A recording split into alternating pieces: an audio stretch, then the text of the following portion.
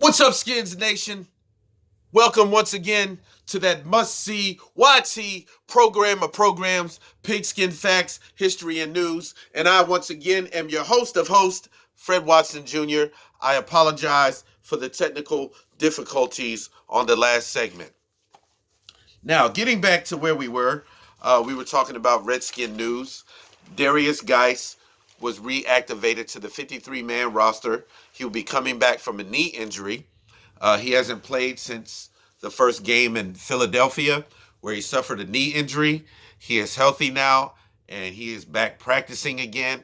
And I hope to see him to be work that workhorse that came out of LSU, that madman running with the ball that put fear in opposing defenses. Now that's the Darius Geis that I would like to see. Welcome back, Darius. Stay healthy. Okay, left tackle Trent Williams was placed on a non-football injury list, meaning that he is done for the year. He will not be playing another down for the Washington Redskins, and more than likely, he's gone from the team and he will not be back. The Redskins are currently withholding a $5.1 million base pay from him. Wow. They are withholding $5.1 million base pay from Trent Williams. So I'm pretty sure that's something that he's probably not too happy with. It's something that he'll probably go up against and fight. But you know what? There's a lot of finger pointing back and forth in this whole ordeal, and I'm just tired of hearing about it. They just need to trade this man, let him start fresh somewhere else, and wash their hands of the thing and walk away from it.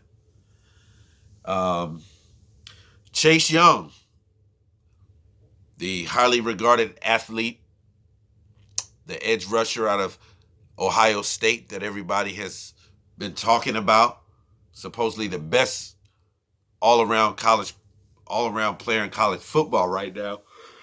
Excuse me. Chase Young. He's facing an indefinite suspension. Ohio State confirmed reports about an NCAA violation, which remains unclear at this point.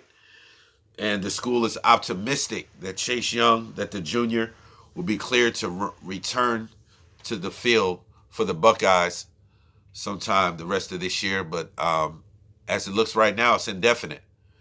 And who knows, this could probably impact the landscape of the draft, because Chase Young is a name that's been mentioned over again and again as far as a top prospect coming out of college, and him coming off the board really quick. So we'll just have to wait and see on that one. Back to the Redskins. The team is 1-8, last place in the NFC East, and also in the conference as well as their division. It is now the bye week, and no clear-cut decision, I believe, has been made on who the starting quarterback is. But from what I'm understanding, day by day now, excuse me, once again, wow, don't know where that came from. Right now, it's looking a little bit more and more like rookie quarterback Dwayne Haskins will be starting against the New York Jets next Sunday. So we'll just have to wait and see. As far as I know, Case Keenum has not been cleared off a concussion protocol, as far as I know. So you know what that means is he hasn't been cleared. Then it looks like the unanimous choice is rookie quarterback Dwayne Haskins.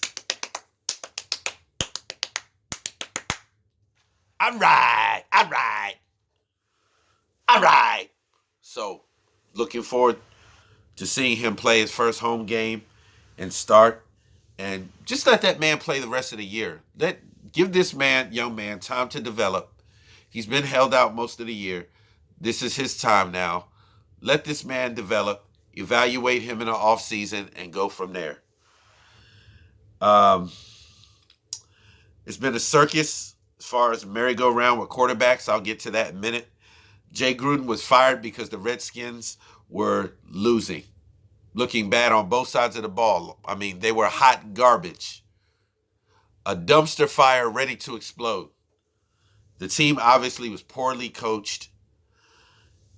which is why they were 0-5 and Gruden was canned. He was given a hatchet, passed a pink slip, signed his walking papers, and hit the road, Jack. So they lacked consistent execution on both sides of the ball in the offense and the defense. And like I said, it's been a circus merry-go-round with the quarterbacks. Colt McCoy, he started against the Patriots, didn't fare very well. Rookie quarterback Dwayne Haskins started last Sunday against the Bills. He did a fair job. Not bad, but not good either. And there's more work to be done than that needs to be done. He's a work in progress. Kudos, Dwayne, moving forward. Case Keenum started the other 7 games, but he only finished 5, being replaced by the rookie following injuries in Week 4 against the Giants and Week 8 against the Minnesota Vikings. Injuries, something that's hurting the team this year. We're hurting at the tight end position. Vernon Davis, Jordan Reed, of course, got hurt in preseason, went on concussion protocol, and has been on ever since. He's on injured reserve, and it doesn't look like that he's going to be back for the rest of the year. He might not even play again, for that matter. But it's crippled the offense. Jeremy Sprinkle is not really a catching tight end. He's more of a blocking tight end. So we're lacking a weapon for our quarterback to check down to in case, everything else is covered. So so that's a big thing. Darius Geis, he went down the first game of the year, running back. So running back is another issue. I guess I'll get to that a little later. That's another issue. But we may have to draft another running back in the draft.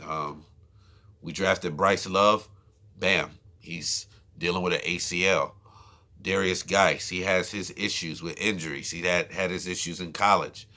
AP starting to have a turnaround year, but he might not be here next year. So, we might just need another running back. We're going to have to give this young man, the quarterback Dwayne Haskins, weapons. We're going to have to build weapons around him and refortify that offensive line. Like I said in the segment prior, that we need to rebuild around him. And we need to give him a chance, and we need to give him something that he can work with. Running back Chris Thomas is hurt as well. The running back that comes out of the backfield catches the ball very well. Another weapon that we have that has not been on the field. Lack thereof. So who knows when he's coming back. Hopefully it's soon. But right now we have a lack of weapons on the offense. We don't have a strong offense. Our best running back, Adrian Peterson, has been carrying the team on his back, running the ball very well the last few games. 75 carries for 383 yards. It brings his total to 491 this year.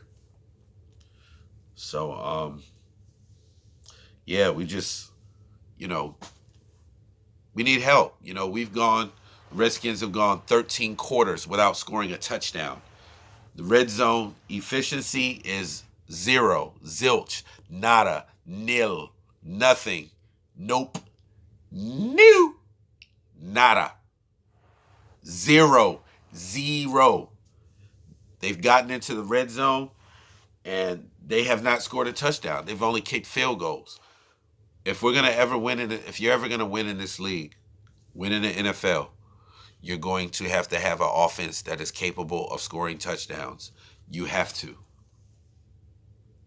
Just field goals is not going to do it. So, on Haskins, for the most part, against the Bills on Sunday, he made his reads for the most part. He commanded the huddle in the offense very well, in and out. There were no delayed games. He didn't have to call timeout. However, he was sacked 4 times.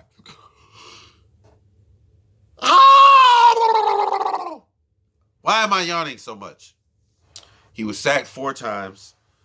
He overthrew the ball at times. He had Trey Quinn wide open, overthrew him. Sometimes he rushed a little too much throwing the ball after the snap. But for the most part, he got rid of the ball in a timely manner when he needed to.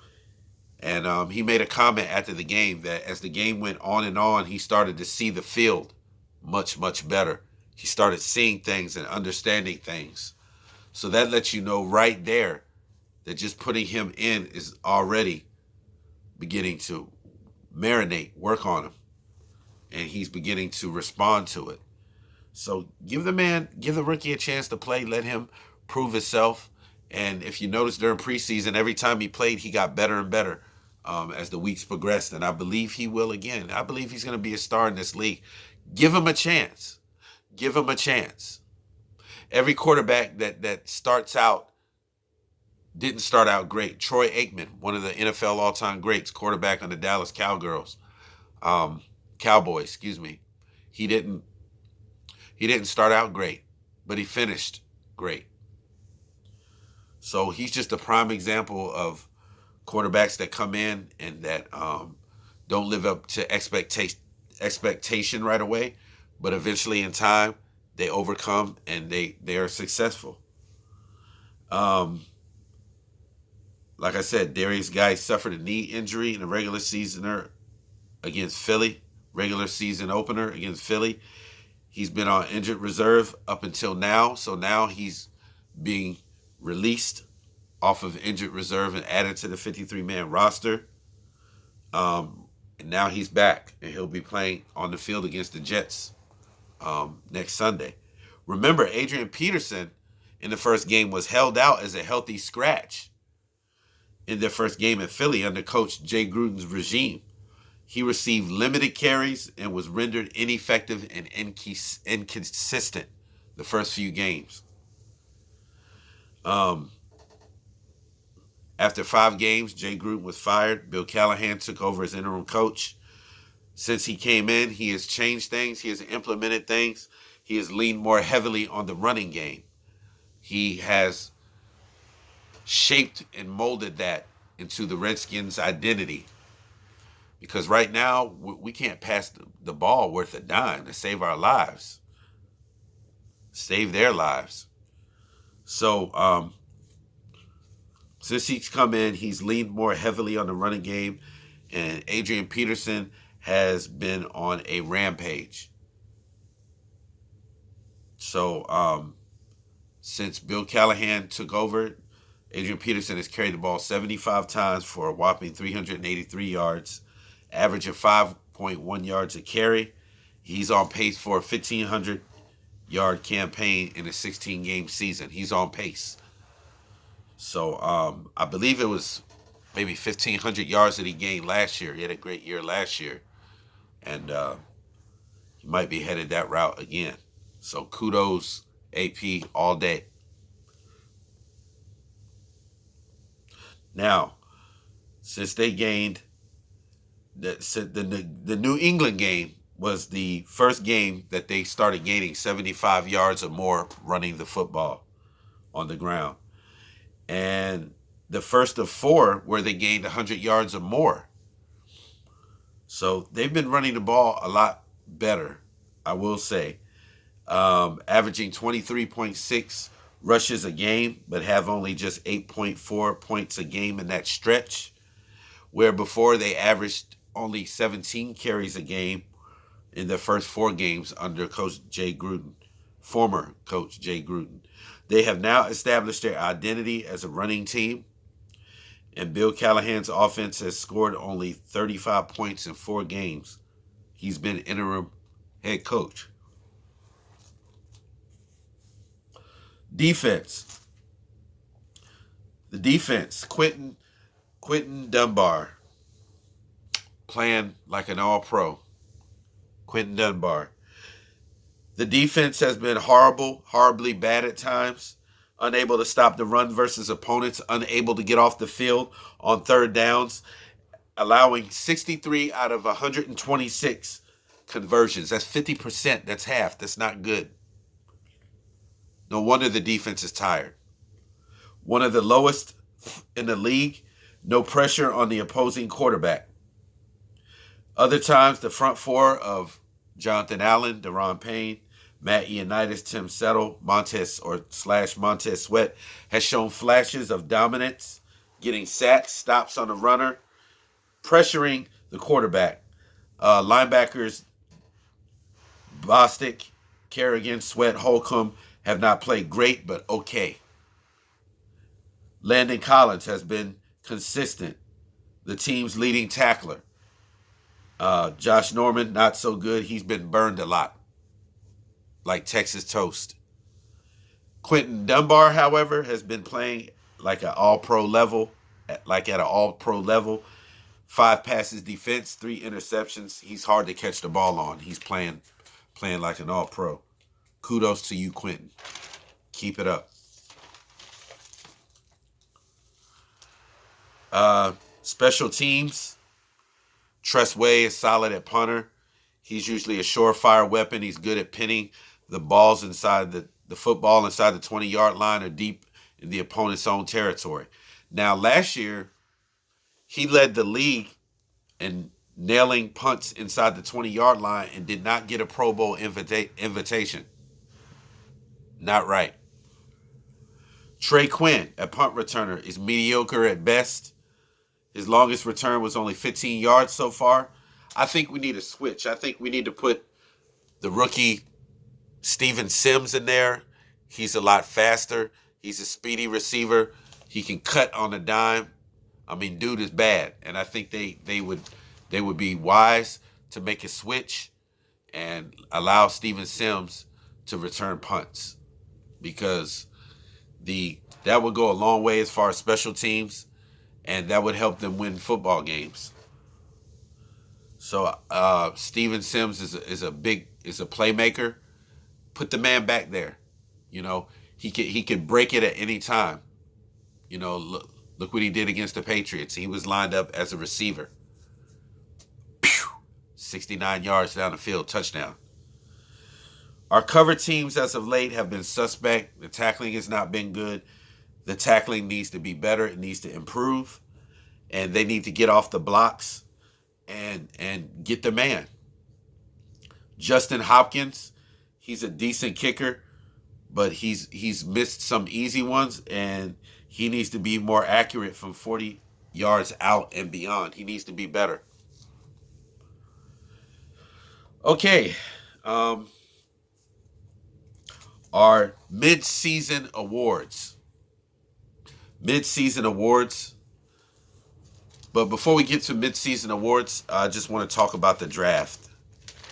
And as far as the draft is concerned, we got some key positions we need. We need a left tackle.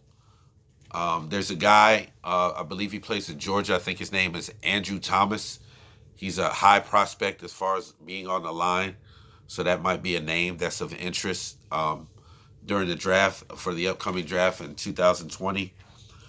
We need a wide receiver. We need someone that could complement Terry McLaurin. Terry McLaurin was a 3rd rounder. So I wouldn't even worry about trying to draft a wide receiver in the 1st round, because we usually get bust. A la, you know his name, Josh Dotson. 1st round bust. We've had 1st round busts in the past. Malcolm Kelly didn't even get on the football field. So we would do better in the later rounds as far as receivers. I'm sure that usually every year coming out of college, there's a lot of receivers coming out. So the draft should be receiver heavy, loaded with them, good ones. We need another running back, Adrian Peterson. He's not getting any younger. This could possibly be his last year in the Redskins, though he's doing a wonderful job running the ball.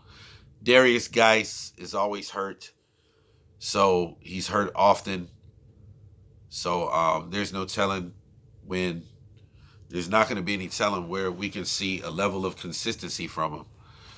He will be coming back next week against the Jets, so we'll just wait and see. Byron Love, I believe his name, from Stanford, the running back. Uh, he has ACL issues. He's hurt. He's out. So we need to consider drafting running backs that don't have a history of injuries, but that have a history of durability. So we need more Zeke types and less Darius types. Um, we need a corner. Josh Norman not playing very well. He gets burnt more often, and he gets burnt more often than Fire Marshal Bill. My goodness. Um, Let me show you something. Let me show you something. No, don't show us anything, Josh. Just show us you leaving out the Redskin facility and never coming back. We need to trade him. Um, I don't know, get a fourth rounder, fifth rounder, whatever. But we need to cut our losses, and we need to look at cornerback, drafting a corner in the draft. Tight end, Jordan Reed might not possibly play again, out on concussion protocol. Vernon Davis, hurt. He's getting older now, so his body's wearing down. He's getting injured more. So we need to consider not only a pass blocking tight end, which we already have in Jeremy Sprinkle, but a pass catching tight end, like a Zonk type tight end we need. Offensive line, we need to fortify and continue to rebuild the line for Dwayne Haskins. We've got to protect him. He's the quarterback of our future, and we've got to look out for him. We got to protect him. So these are some of the things that we're looking at as far as the draft in 2020. First round, I'd say we need to get the best player available. Chase Young, he's on indefinite suspension right now in college. He's the best athlete, pure athlete in college right now that's been talked about. And hopefully the landscape of the draft is not affected by what he's going through now. So if we get the opportunity, and if we have the opportunity to draft Chase Young, get him. Get him. Trade Trent Williams. Don't know if we could get a first rounder, but possibly a second rounder, because we don't have a second round pick, so we could use that. That would come right in handy. So I would say trade him. You know, if you have to, go back to the Cleveland Browns. Maybe we can renegotiate, see what it do. But definitely trade Trent Williams. I'm tired of hearing about him. I'm sick of hearing about the storyline that's all in the headlines. Let's just trade him and wash our hands and move on. Let the man start new somewhere else. So we'll just see. We'll just see what happens. You know, we'll see what happens. Other than that, defense. We gotta rebuild our defense. Reuben Foster, he may be coming back next year, linebacker. So I think we're good at linebacker, but we need more corners. We need another safety that would play alongside Landon and that would do very well. And I'm just saying we could refortify that defensive line, which we already have a stacked front four that's excellent. But we could draft for depth, give it depth. Let's see, our midseason awards, the final thing. The biggest surprise this year as far as the Redskins, I would have to say it's left guard Eric Flowers. He has come in and he has done a wonderful job blocking and protecting the quarterback. A lot better than I thought, probably a lot better than you thought. I think we misjudged this man. I know I did. And I'm surprised. I'm shocked. He's come in, and Callahan has done a tremendous job transforming this man's career. Could possibly save his career for many years, but Eric Flowers is playing very, very well right now. But I would say he would have to be the biggest surprise player as far as the Redskins. More midseason awards. MVP, hands down, Adrian Peterson. He's carrying the team on his back right now. Even though we're not scoring touchdowns, the man is running like a madman, running loose. He cannot be contained. He cannot be stopped. He cannot be caged. He cannot be handcuffed. He cannot be tripped. This man is running over folks and doing it with a vengeance. He's 34 years old, body's in great shape, and it's showing on the field because every time he touches the ball, he breaks free for more yards, and he's doing phenomenal for us. Kudos to you, AP, all day. Keep up the good work, and let's score some touchdowns. And before that, he has 115 attempts, 491 yards, and a touchdown. So he's more than likely to be on pace to gain 1,500 yards. Uh, Defensive players that are standouts.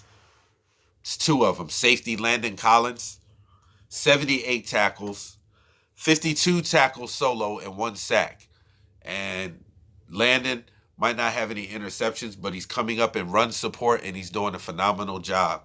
He's making tackles. He is a sure tackler. And we need more of those on the defense, sure tacklers. 78 tackles, he leads the team, and he has 52 solo tackles. Wow, impressive. Quentin Dunbar, cornerback, has 3 interceptions and 5 passes defensed. 5 passes defense, 3 interceptions, and he's playing at an all Pro Bowl level right now. And this is the same guy that came out of Florida that used to play wide receiver, and now he's been converted to corner the last couple years, and now he sees the field. It's like he sees on the other side. He's been a receiver, and now he's a cornerback, so he understands the game deeply from those two perspectives now. And that's probably why he's playing well, because he once played receiver where he had to learn how to cover, learn how to, pick your man, learn how to, he doesn't have to do that. So I think he's doing a phenomenal job. Some people are looking at it like Landon Collins is a disappointment. He's not a disappointment. He's doing his job. He's making tackles. He's making stops. He's coming up in run support. And I haven't seen him really get beat as far as through the air. So maybe it's something I'm missing, but I haven't. Rookie of the year, the honorable mention, I would have to say the honorable mention would be Cole Holcomb, the 5th rounder linebacker out of North Carolina. He leads all rookies in tackles with 58, and he has 39 solo, and he has 3 tackles for a loss. Very phenomenal job he's doing. Very wonderful job. He's fast, he's speedy, and he's a short tackler, and he's going to be around for a long time, and he's going to be a star, I believe. Cole Holcomb. Now, our Rookie of the Year, my midseason award would have to be Terry McLaurin. 32 receptions, 497 yards, 5 touchdowns. Wow. He deserves Rookie of the Year. He's a beast. He's a beast. He's been doing it since day one, and he is definitely a star. And he's going to be more so in the future. Season's not even over yet. I hope he gets over 10 touchdown catches. Hope he gets over 15. We'll see. But anyway, that's going to conclude our show, y'all. Next week, the Redskins play the New York Jets. I will be back Monday. I will be back. Wait right here. I'll be back Monday. Wait here. I go to the chopper. So I'll be back Monday. The next Friday, I'll be reviewing the Redskins against the New York Jets. Both teams are hapless at 1-8. The New York Jets just recently came off a loss to the winless Miami Dolphins. So the Dolphins won their first game. So this should be an interesting affair. They're not the Buffalo Bills, the stout opponent that our rookie faced last Sunday, but this will be somebody that he can play practice target with, make a mockery of him. We'll see what happens. So with all that said, this concludes another session of the must-see YT program, Pigskin Facts, History and News. I am your host of hosts, Fred Watson. Bada, bada, bada, bada, bada, bang. Bada, bada, bada, bada, bada, bing. Bada, bada, bada, bang. All right. Skins Nation, hail to the Redskins. Peace out. Love you guys. See you soon. signing off.